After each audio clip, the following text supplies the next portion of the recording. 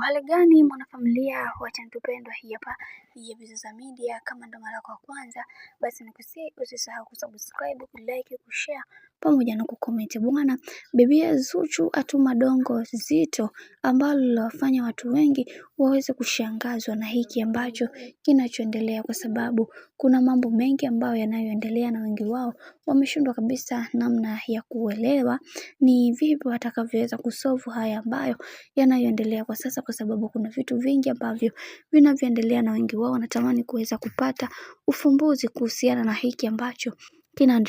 kinachoendelea. Lakini leo hii tumeweza kugundua ni namna gani Bibi Zuhura na mapenzi ya dhati kwa upande wa Bibi Zuchu, na tumeweza kuona aliweza kufunguka vitu vingi na kusema kwamba atapambana kuweza kuhakikisha kila kitu kinakwenda kuwa sawa kwa upande wa bwana mkubwa Diamond Platnumz, kwa sababu ni mwanaume ambaye amempambania sana katika hatua yake ya kufikia malengo, na akasema kwamba kama ameweza kumpatia nafasi ya kuwa naye kwenye mahusiano,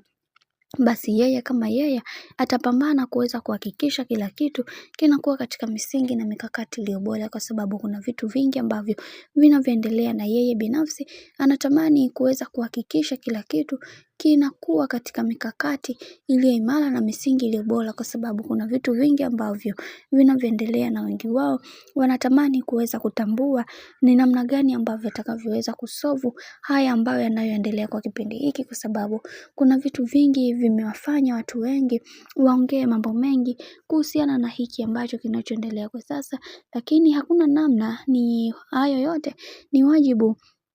ya watu ambao waliokuwa wakipambana katika maisha kuweza kuhakikisha kila kitu kinakuwa katika misingi na mikakati iliyo imara. Lakini tumeweza kuona Zuchu yeye kwa upande wake aliweza kuongea vitu vingi na akisema kwamba